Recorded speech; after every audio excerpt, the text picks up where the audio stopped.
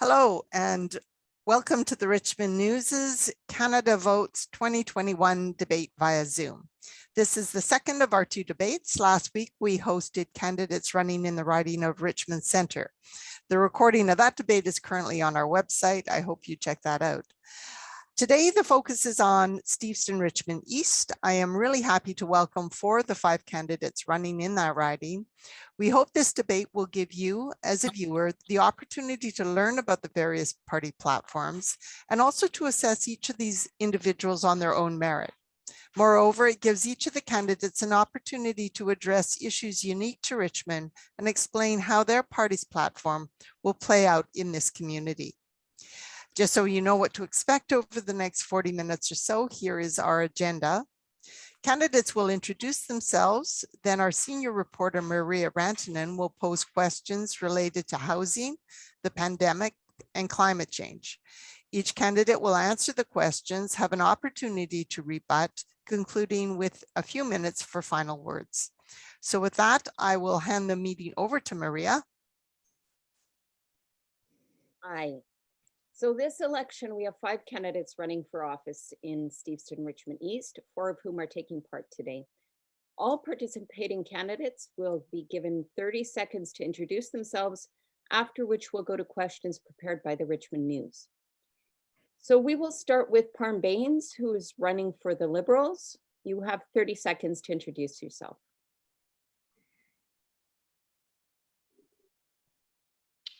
Thank you, and thank you to Richmond News for hosting this. My name is Parm Baines. I am the only truly Richmond-raised candidate in this election. So I have a strong sense of what the needs are here in Richmond and the unique needs are. In my time as the vice chair of the Richmond Community Foundation, I was able to witness the strengths of our community organizations. And as a teacher at Kwantlen Polytechnic University, I was also able to see. I'm also able to hear from my students in my classroom the challenges in the future. And I think the Liberal platform is the best platform for this riding. Thank you. And next up, Kenny Chu with the Conservatives.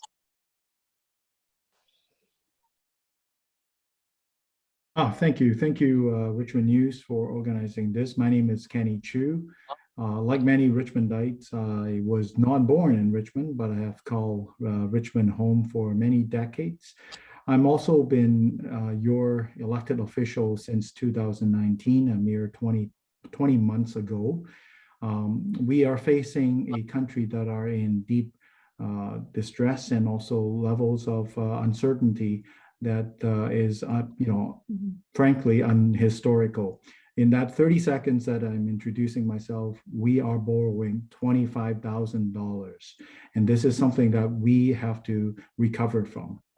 Trust Conservative for that future. Thank you. Thank you, Kenny. And next, Françoise Ronay, running for the Green Party. Hi, thanks so much for hosting us, Richmond News, and apologies. I am speaking to you today from the unceded territories of the Musqueam, Squamish, and Tsleil-Waututh peoples here in Vancouver. I just took a new job last week, and unfortunately, I don't really want to disturb my colleagues with doing this in the office, so I'm sitting outside in my car. Apologies to all of you watching from home. I'm running because I think it's really important that people have the option to vote for a new economic model and to tell whoever does wind up representing the riding. I'm running a nil expenses campaign, so I don't expect to win, but I want people to have the choice, and I want people to be able to really speak to a clear set of policy positions with their vote. And voting Green in this election will be a way to do that. And hopefully I'll be able to explain to you how our policies are a little bit different through the course of this debate. Thank you. Thank you. And finally, Jack Travato, running for the NDP. Hello, my name is Jack Travato. I am a teacher and longtime Richmond resident, 46 years, and a community advocate. I'd like to acknowledge that I'm speaking to you today from the ancestral, traditional, and unceded territory of the Coast Salish and Stolo peoples, Kwantlen, Musqueam, and Tsawwassen First Nations. I'm committed to advocating on behalf of the constituents of this riding for a fairer, greener, and more just society that makes life a little easier for working Canadians, and that is based on a hopeful vision for a better tomorrow. Thank you so much. Look forward to hearing more. Thank you. So the Richmond News has prepared questions for the candidates, and each candidate will have 60 seconds to respond to the question. After each one has been asked their question, we will give an opportunity to everyone to give a response to something perhaps other candidates have said. So our first topic is on housing.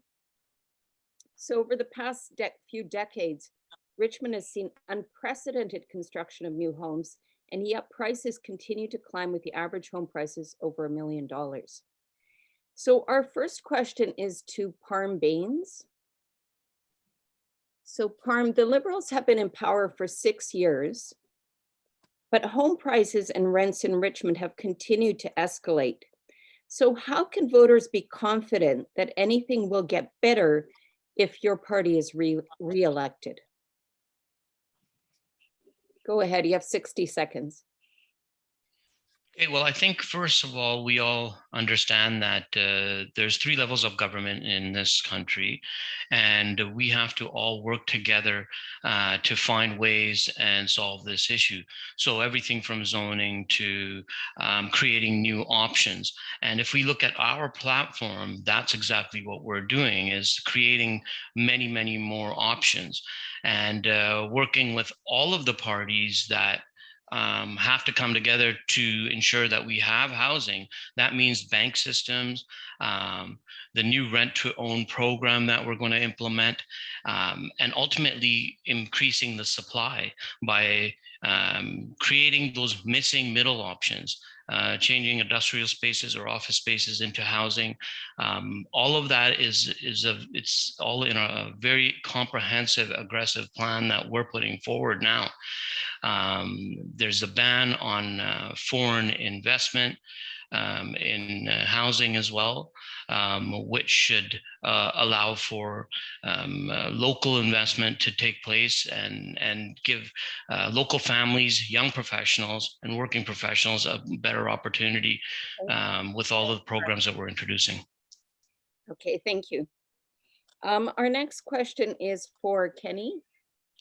And so as part of the Conservative platform, you have promised to use 15% of federal government, the federal government's 37,000 buildings for housing.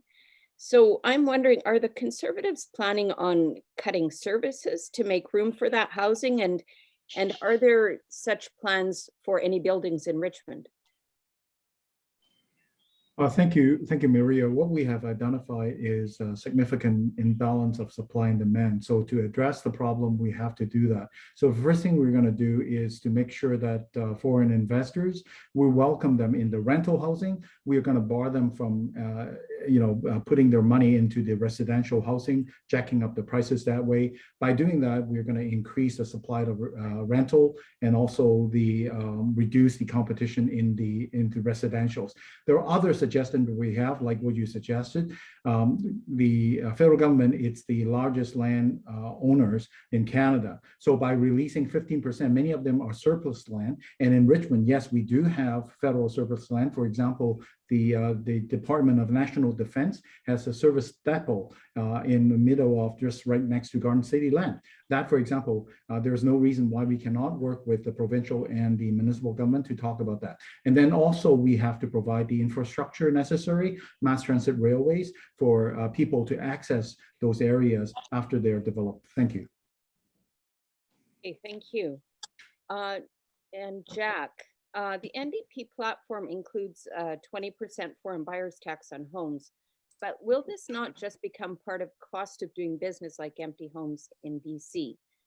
So how does the NDP plan to work with developers to create more housing for middle and lower income families? Yeah, thank you for the question. New Democrats believe that it's time to help people and to help people now.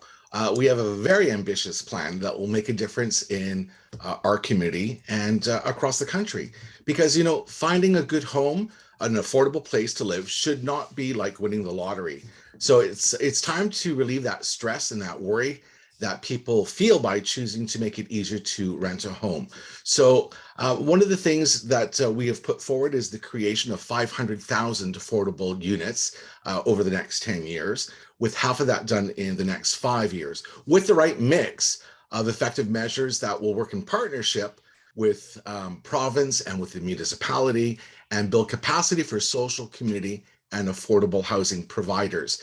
And that's to provide rental support for co-ops and meet environmental energy efficiency goals. So in order to construct or kickstart, the construction of the co-ops and social and non-for-profit housing, and to break that logjam that's been preventing groups from accessing the housing funding, we'll set up some dedicated startup funds to streamline that process. And that should help very much in our community. And then Francoise. So the Greens have an ambitious plan to create 50,000 supportive housing units and 300,000 units of deeply, I'm quoting here, deeply affordable non-market co-op and nonprofit housing over the next 10 years. So I'm wondering, what will this cost and how will you pay for this level of housing? Thank you for the question.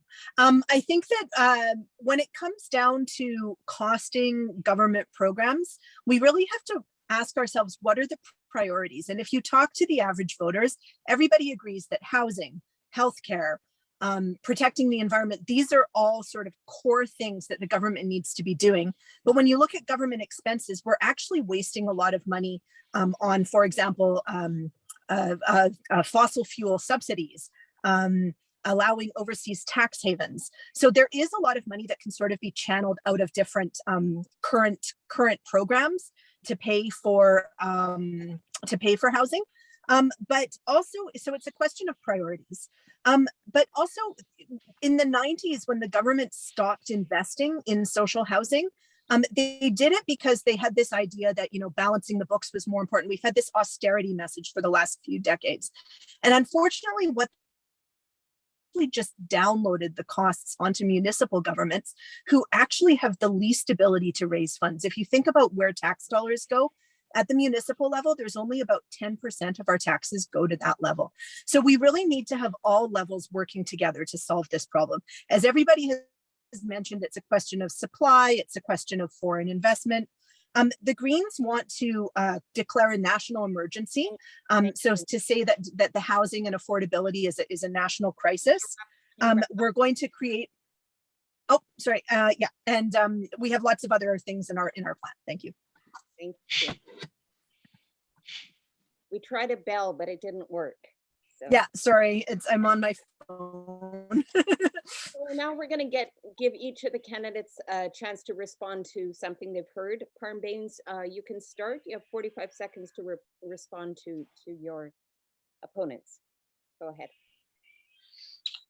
Well, I have one response to or a question to maybe Mr. Travado. I'm worried about Mr. Jagmeet Singh and how he's thinking of taxing my parents for the primary home that they've purchased many, many years ago. Both my parents worked 16-hour shifts, double shifts to, purchase their home. And now we have an announcement from the NDP stating that they're going to be taxing everybody with their primary home. If you sell your primary home, that there'll be that's a tax on tax in my estimation. So, what do they have to say about that? Thank you. So just before Kenny responds, perhaps Jack, you could jump in and then we'll get to Kenny to respond as well. Go ahead, Jack. Oh, all right. Thank you. No, that's not my understanding at all. Not for primary residents. There is a capital gains tax provision, raising it from 50% to 75%, but that's not on primary residents. Thank you. Thank Thank you. And Kenny, your turn to respond. I guess the Liberals does what they do. The Liberals do what they do best. As a matter of fact, is that in the House of Commons they have already instructed the CMHC to conduct a study into how to tax Canadians on their primary residence capital gains. So Canadians work hard, just like Parm Bains, family and parents, and put a lot of their investment into their homes. And if the Liberals actually turn around and they do tax people on their capital gains, it will hurt a lot of people on their savings and their retirement plans and all that. I don't think it's right. Conservatives, we don't believe that is right. Okay, and Jack, if you had another response, I'll give you another 30 seconds. I kind of jumped in there because I want to hear what your response was to Parm, so go ahead. Yeah, thank you. The Liberal government keeps talking about housing, but for many Canadians, they struggle to keep up with the rising costs.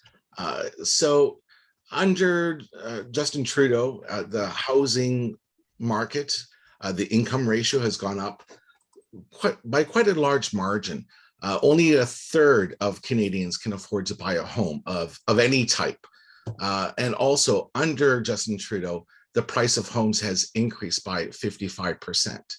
So, they talk a good game, but the reality is that it's making it still very unaffordable for many people to enter the market. Okay, thank you. And Françoise, you have 45 seconds. Thank you. I would like to add that really the issue of housing is not isolated to our region. My sister lives in London in the UK, and over there they have the same issue with foreign money coming into the market, inflating prices and making it unaffordable for locals. And I think that here we have that problem of there's basically two economies. World. There's the economy that serves the rich, the global economy where money gets channeled out of our local communities and goes to boardrooms overseas. And then there are the local economy where we spend money at local businesses and the money stays circulating in our communities. What we need is a government that works with us to basically put an umbrella over our cities and regions and keep that money flowing locally and prevent it from going overseas. So we actually need to strengthen and regulate foreign investment in residential real estate a lot more than we currently are, because that is fundamentally the problem, is that real estate has been treated as an investment as opposed to being treated as a necessity. Everybody needs a roof over their head. Okay, thank you.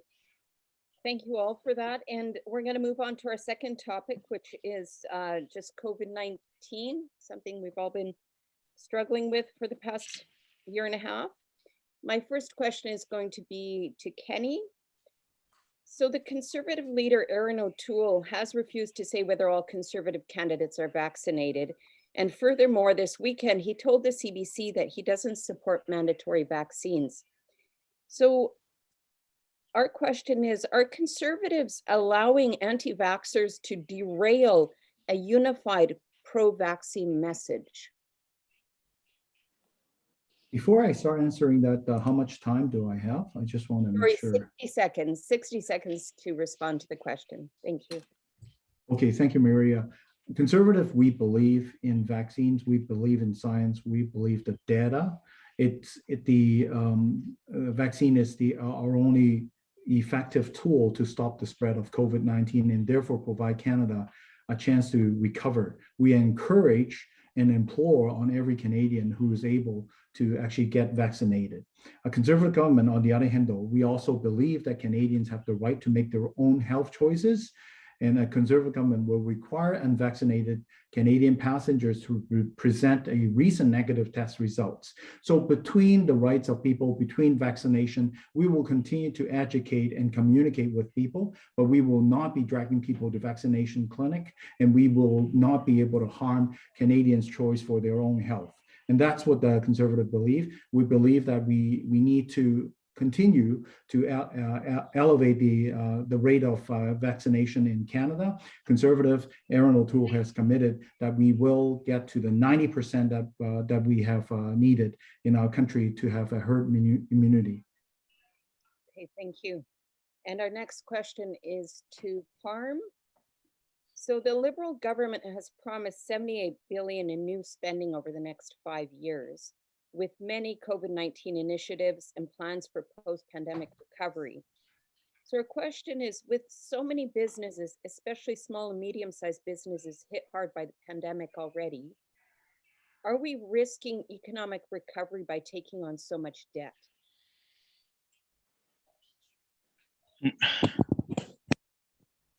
So the idea is to not only, well, first of all, the Liberal government did a great job of supporting Canadians in the time of during the virus outbreak, and the money, when I'm speaking to businesses and small businesses, medium and small sized businesses, they were extremely thankful of the support that they received. And it wasn't not only to keep the businesses open, but to keep people, keep their staff on board as well. So now moving forward, the investment, it's an actual investment in small business and is part of the economic recovery to not only keep doors open, but to make sure businesses thrive and move forward as we grow. So things like the Canada Hiring Program, Canada Hiring Recovery Program, and all of those measures are actual investments in skills and all of these things that are going to be necessary for our economy to move forward. Sorry, I think I took a little bit too long there. It was pretty close. And Jack, our next question is for you. So the NDP's plan is to increase spending by 214 billion over 5 years to cover various initiatives, including healthcare and Indigenous reconciliation. Much of that spending, according to the platform, will be offset by taxing the wealthy. So in a pandemic recovery environment, how do you encourage economic growth to pay for the spending when those who create wealth are being taxed so heavily? You're muted, Jack. Sorry, thanks for the question. Well, we need a prime minister that's going to stop protecting the big corporations and the billionaires and that fights for people instead. The pandemic has had an incredible toll on all Canadians. And, we're done with it. We need to have a future that we can look forward to. And, Canadians overall, average Canadians have, they sacrificed enough, and we shouldn't have to pay for the recovery. The billionaires and the corporations that profited from the pandemic, they're the ones that should pay. Canadian billionaires are $78 billion richer since the first start of the lockdown in 2020. And that keeps counting. They're making huge profits while regular, ordinary, hardworking Canadians are struggling to get by. So again, we need a prime minister who stops protecting them and who will fight for the rest of us. Thank you. And Francoise, our question. The Green Party platform talks a lot about a just recovery from the COVID-19 pandemic. So what does this mean, and what kind of investments will be made to ensure this just recovery?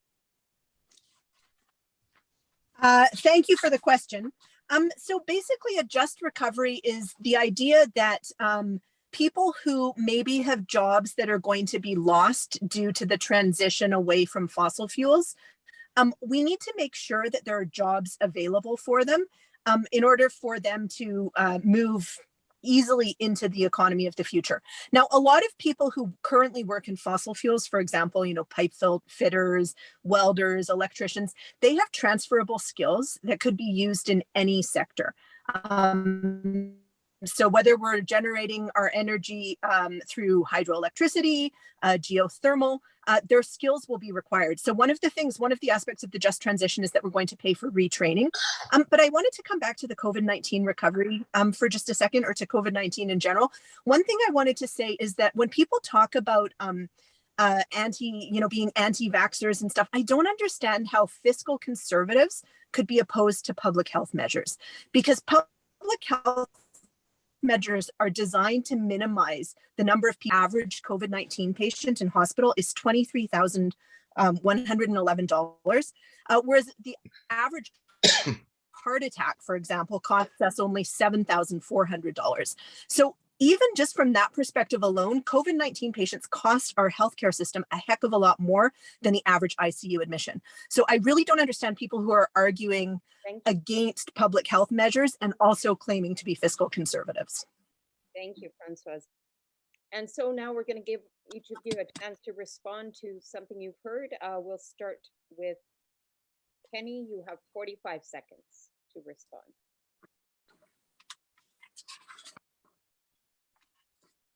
Oh, thank you. My question is, there's a lot of, to Parm Baines and the Liberals, there's a lot of discussion and talk. And if you pay attention to our House of Commons, you notice that the Prime Ministers and his followers, they always have a very good virtual signaling. They are very good at, sloganeering and platitudes, but they deliver very little.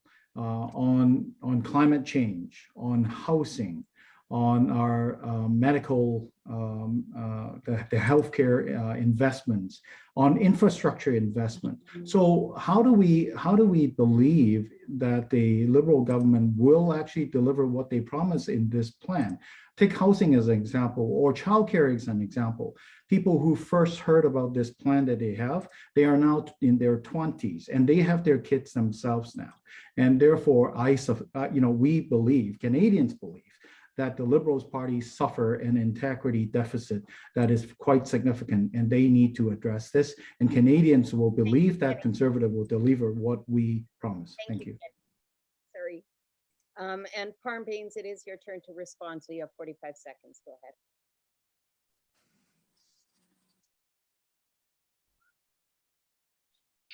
It's interesting. It's a pretty loaded question there. I'll pick up on a couple of things as I can here. With respect to the environment, I mean, we have the Dr. Andrew Weaver, who's the climate scientist and former Green Party leader in this province, who's endorsing our plan. It is the most aggressive plan to combat the carbon emissions. Mr. Chu himself doesn't even believe climate change is real. On the issue of that is not true. That is not true. Okay, False if you look news. Well, I mean, there's many people in your party, Conservative Party, that don't believe climate change is real. You don't even want to.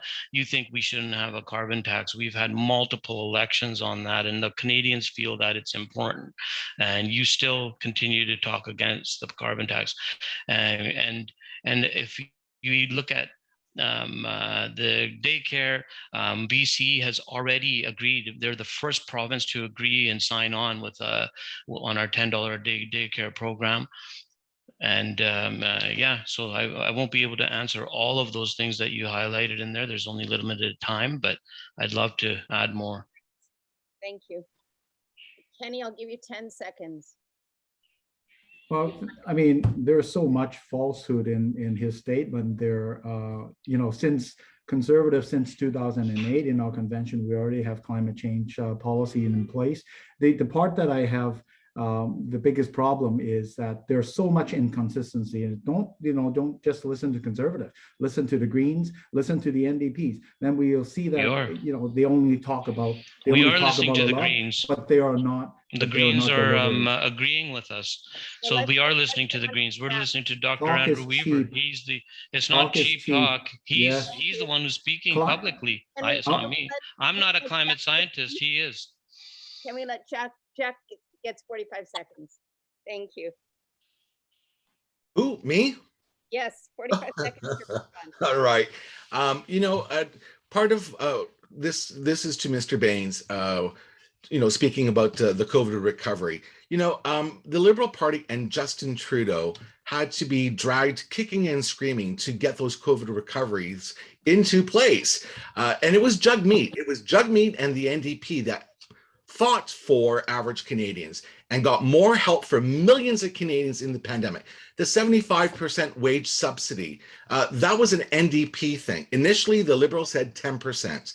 Also, the CERB, the Canada Emergency Response Benefit, that was an NDP idea. Initially, Trudeau and the Liberals said EI, which would have left out a lot of people, part-time workers, seasonal workers, contract workers, etc.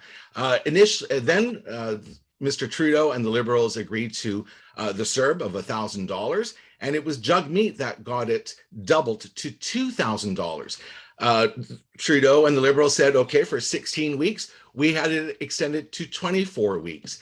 So, I think it's a little bit disingenuous that you're trying to take credit for the economic recovery during the COVID period. We've been advocating for renters, for small businesses. We also had, in addition to the wage subsidy, a rental subsidy to allow businesses to pay for some of those huge commercial fees that in terms of what they're renting. A prime minister. Oh, am I out of time? All right, thank you. Thank you. And Francoise, you have 45 seconds to respond to all of the above. Okay, thank you. So one thing that the pandemic exposed is how many Canadians are living in really precarious positions. They're living paycheck to paycheck, and the minute that one of those paychecks gets disrupted, they're suddenly risking homelessness or not being able to feed their families. One really important piece of the green just transition that I forgot to mention is the guaranteed livable income. So we really support the idea of a guaranteed livable income that would be given to every single citizen of our country in order to cover basic expenses such as food and accommodation. The idea behind this is that in order to have a really strong social safety net, we need to make sure that the knots are strong enough to hold everybody who risks falling through the cracks. Basically, a guaranteed livable income coming from the federal government would end the piecemeal approach that we currently have to complete our social safety net. And also it would free up provincial governments. They wouldn't have to spend as much on their own different welfare schemes because there would be already this baseline offered by the feds. And then there would be more money in provincial budgets for things like health and education, which are provincial responsibilities. So guaranteed livable income, Green Party. Thank you. And next we'll move on to our last topic, climate change and a little bit of an economic focus. So science tells us the planet is heating at an unprecedented rate and implications could be devastating for humanity. So our first question is to Parm with the Liberals. So while the Liberals have been in government, emissions have actually risen in Canada. On top of that, the Liberal government bought the Trans Mountain Pipeline, which will carry heavy bitumen. So our question is, what is new in the Liberal platform that will guarantee emissions will go down and this country transitions from fossil fuels? And you have 60 seconds to respond. Thank you. Yeah, so on the pipeline, again, it's one of those things where we have to still find ways to innovate and have research to see how we can transition from fossil fuels into cleaner energy.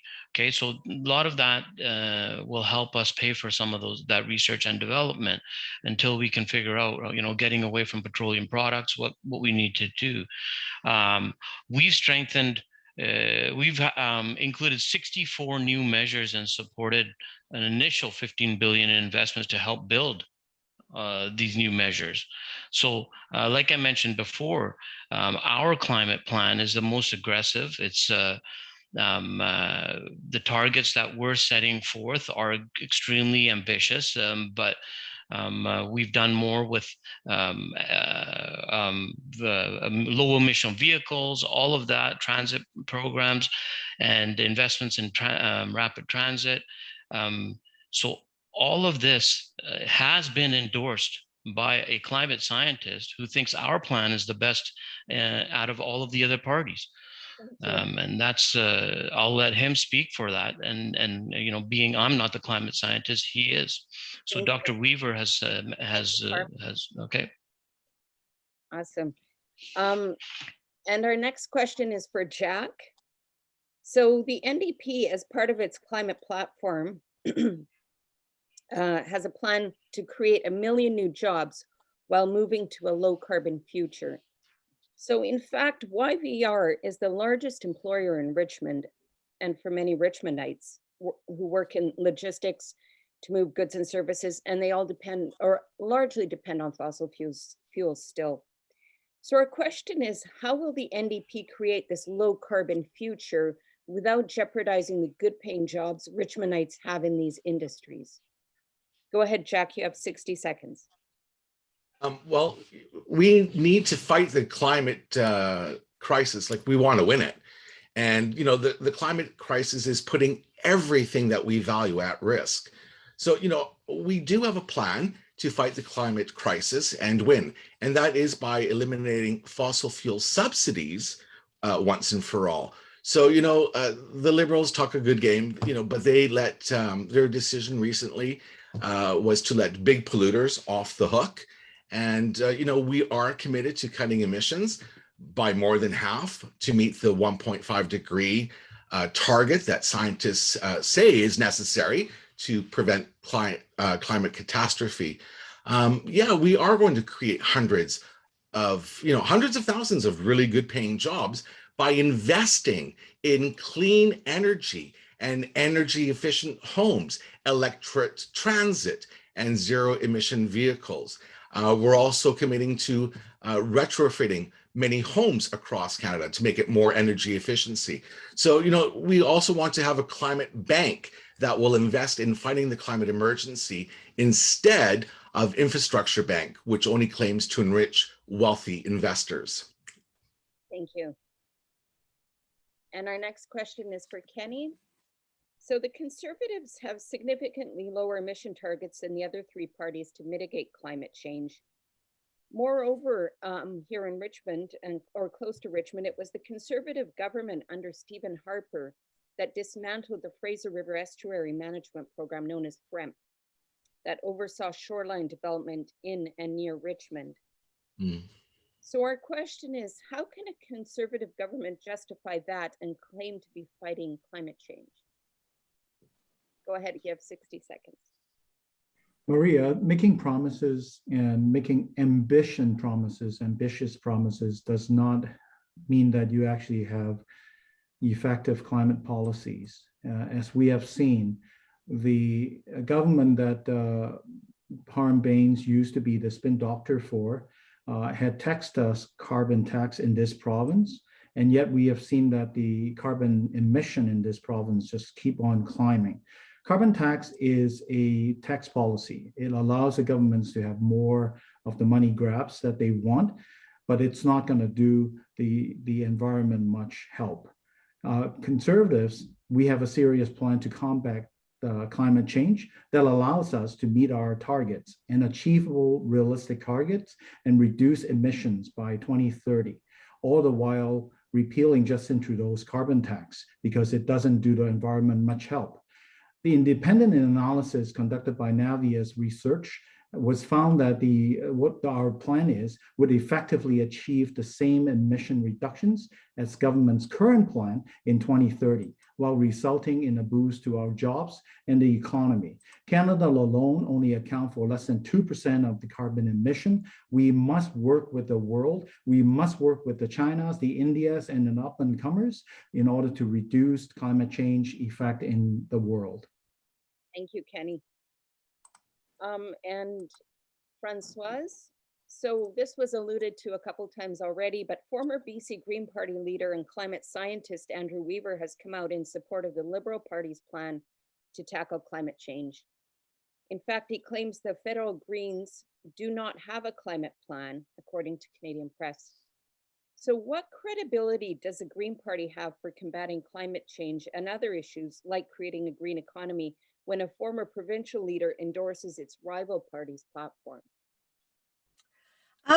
So Andrew Weaver was also a big fan of the provincial Liberal government. So I'm not super surprised that he is supporting the federal Liberals in this election. I think that the question that you need to ask yourself is what are we measuring and how are we measuring it? Because I think that Andrew Weaver, he's always been a business as usual kind of politician. He wants to make the changes within the existing economic structure. But the problem is our current economic structure is fundamentally flawed, because by pursuing GDP growth and increased consumption, basically what we're doing is we're using up the resources of the planet at a completely unsustainable rate for the benefit of a very few people. So there's maybe like the top 5 to 10% of the planet that are reaping all the benefits, while the rest of us are struggling further and further to get by. So I think that if you are trying to calculate the economic ability of a climate plan, and you're also not considering that we need to start moving away from GDP growth as the fundamental measure of economic success, then you have a problem, right? Which is why we have so many different economists evaluating all the different plans and coming up with different solutions. One thing I'll say is that my first climate protest was in 1989 after the Exxon Valdez. For the last 30 years, I have heard Liberal, Conservative, and at the provincial level, NDP governments promise that they were going to take this issue seriously, and they never have. So time and time again, when it's an election, we hear these promises, but who do you really trust? Who do you really trust to prioritize the climate and to prioritize the environment? What part? Francois, we'll wrap up there. Okay, thanks. Thank you.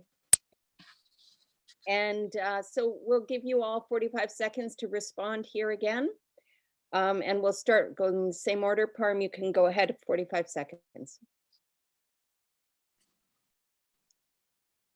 Are you muted? Is this a closing statement or? No, you have 45 seconds to respond to the previous comments from your opponents, my colleagues. Well, okay, so just to reiterate, the plan is to work on several fronts with respect to the climate change. So, supporting 1,200 public transit projects across the country, making zero-emission vehicles more affordable and accessible. We're going to continue to do that. And I've spoken to businesses already who are transitioning away from their fleet vehicles, and they've said that our government has helped them, allow them to do that. So these are differences that are being made. It's not just ambition here. We're talking about real people making real changes. Phasing out coal by 2030, banning harmful single-use plastics and microbeads. So all of these things, again, yeah, it's not an overnight solution. It's something that we have to do aggressively. We do have to work with everybody across the world and across the globe, but we actually have been making changes and doing things, and the results are being seen by Canadians. Thank you. Jack, you have 45 seconds to respond. Thank you. Canada is the only G7 country whose emissions have actually gone up since the Paris Agreement. And under Trudeau, we have the weakest of the 2030 climate target of any G7 country. The Liberals, they talk a good game, but they have spent more on fossil fuels on average compared to Stephen Harper and the Conservatives. In 2020, Canada's federal government promised or gave a minimum of $18 billion to the gas and oil sector. And that's concerning because, we keep talking about the climate crisis and transitioning off of fossil fuels and so forth.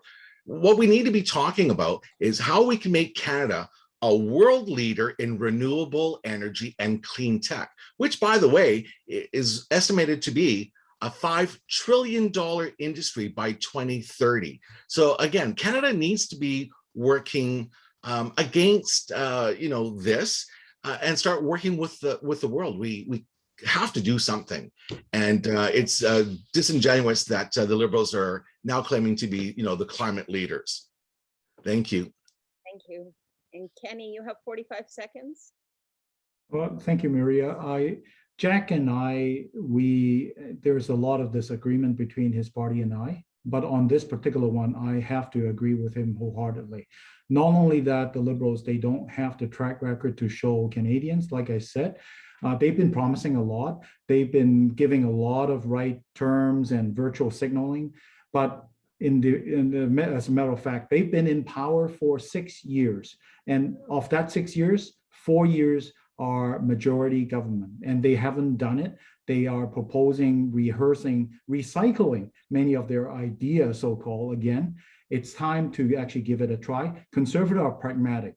We tell Canadians what we can achieve, and we will achieve it.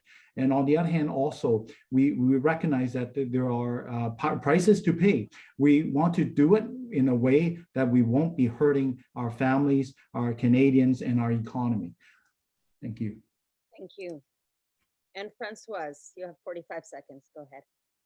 Thank you. I also want to point out to everybody that there is only one party here that is actually 100% committed to canceling all new fossil fuel infrastructure, and that does include canceling pipeline projects like Trans Mountain.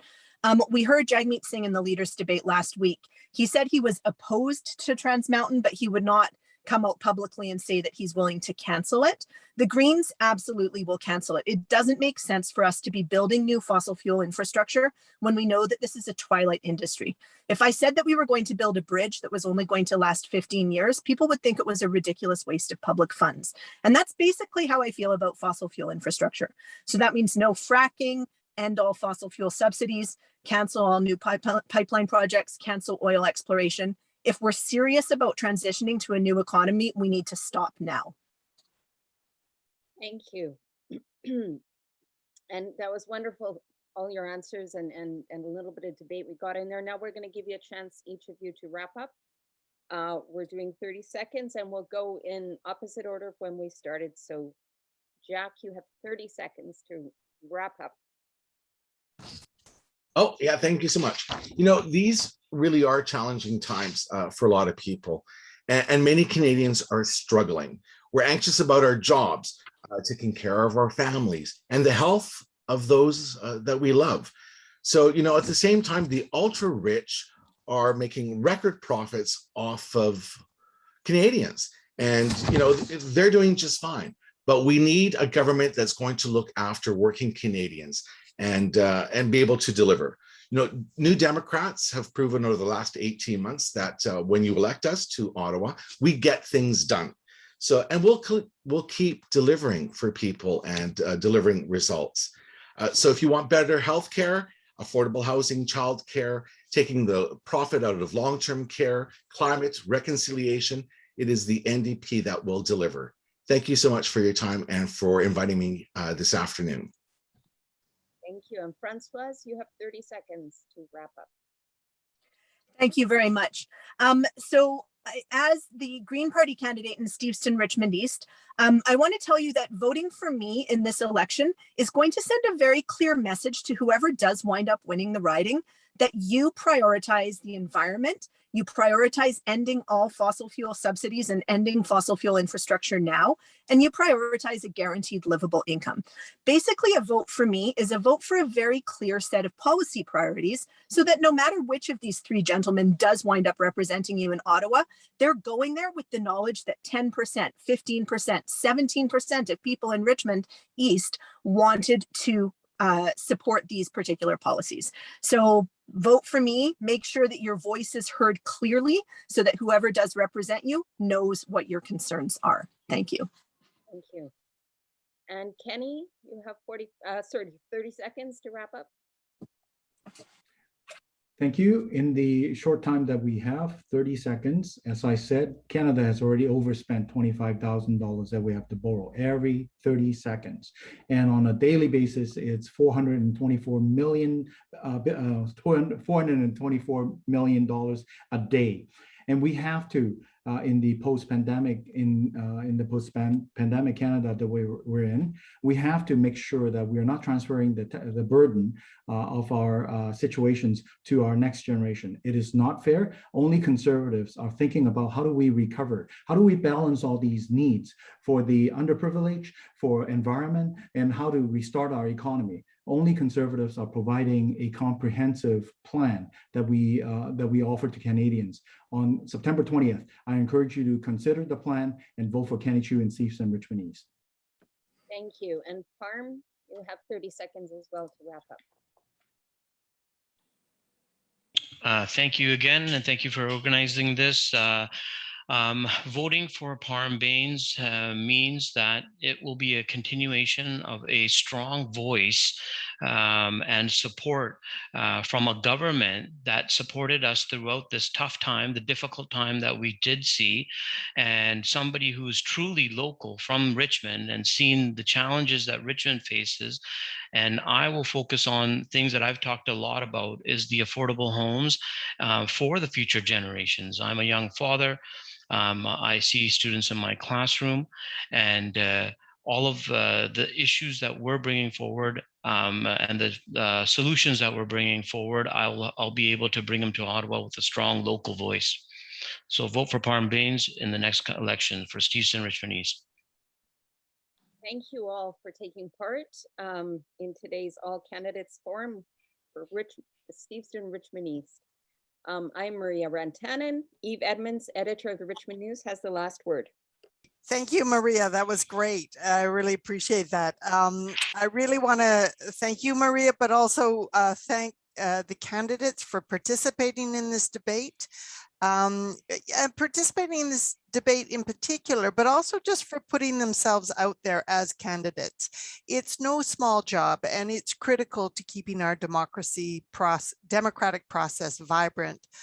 Finally, I want to thank all of you who have turned in to watch this debate. I hope you found it helpful in not just deciding who to vote for, but also in understanding some of our community's key issues and considering best ways forward. Thank you so much. Good night.